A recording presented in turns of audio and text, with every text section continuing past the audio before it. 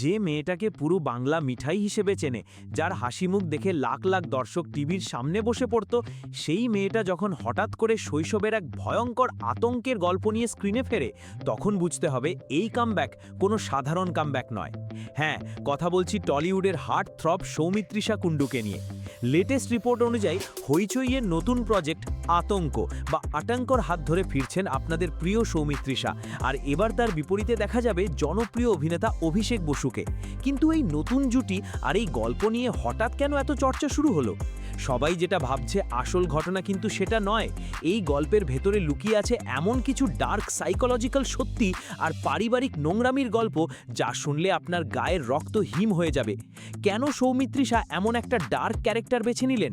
ভিডিওটা শেষ পর্যন্ত দেখুন, কারণ আজকের এই মেগা ডকুমেন্টারিতে আমরা সৌমিত্রিষা আর অভিষেকের এই নতুন প্রজেক্টের এমন এক এক্সক্লুসিভ ইনসাইড স্টোরি রিভিল করব, যা আপনার রাতের ঘুম কেড়ে নেবে। একবার লজিক্যালি ভেবে দেখুন, আমরা আমাদের পরিবারকে সবচেয়ে সেফ জায়গা বলে মনে করি, কিন্তু সেই পরিবারের ভেতরেই যদি এমন কেউ থাকে যে আপনার জীবনটাকে একটা জীবন্ত নরক বানিয়ে দেয়, তখন আপনি কি করবেন? আতঙ্ক সিরিজের গল্পটা ঠিক এই জায়গাতেই ঘা দিয়েছে।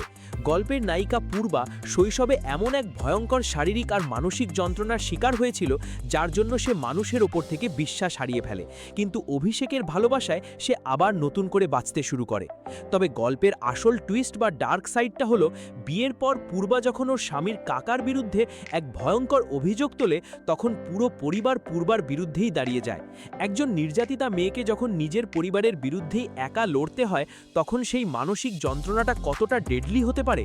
বস, সৌমিত্রিষার এই চরিত্রের পেছনের আসল সাইকোলজি আর এই সিরিজের ডার্ক সত্যিটা রিভিল করার আগে আপনাদের কাছে আমার একটা সিরিয়াস কমপ্লেন আছে। ইউটিউবের অ্যানালিটিক্স আমাকে দেখাচ্ছে আপনাদের মধ্যে প্রায় 80% মানুষ রেগুলার আমাদের এই ইনভেস্টিগেটিভ ভিডিওগুলো পুরোটা দেখেন, পর্দার পেছনের আসল সত্যিগুলো জানতে চান, কিন্তু চ্যানেলটা সাবস্ক্রাইব করেন না। এটা কিন্তু একদম ফেয়ার নয়। আপনাদের এই একটা সাবস্ক্রাইব আর ভিডিওতে একটা লাইক আমাদের এইরকম ডেডলি ইনসাইড স্টোরিগুলো আপনাদের সামনে আনার জন্য মারাত্মক হাইপ দেয়। তাই প্লিজ এখনই ভিডিওটা পজ করে সাবস্ক্রাইব বাটনটা দাবিয়ে দিন।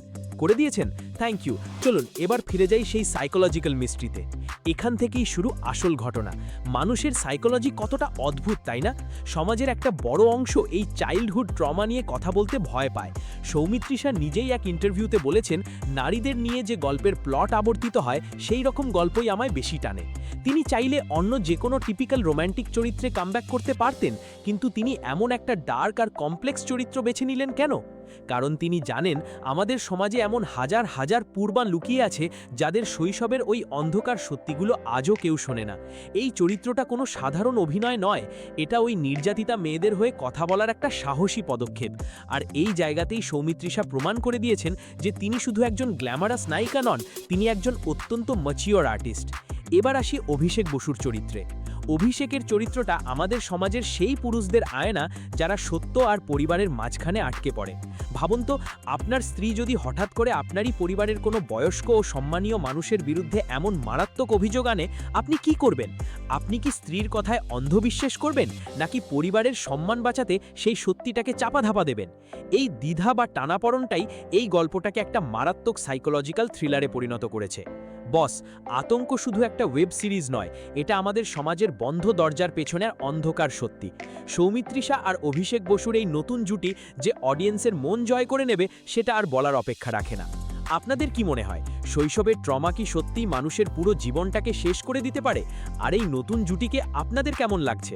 নিচে কমেন্ট করে আপনাদের ইমোশনাল আর লজিক্যাল মতামত অবশ্যই জানান। আমি প্রত্যেকটা কমেন্ট পড়ি। আর ভিডিওটি ইনফরমেটিভ লাগলে শেয়ার করুন। টলিউডের এই ডার্ক আর রিয়েল স্টোরিগুলো সবার আগে লজিক্যালি বুঝতে সাবস্ক্রাইব করুন বাংলা পালস। ভালো থাকবেন আর অন্যায়ের বিরুদ্ধে মুখ খুলতে ভয় পাবেন না।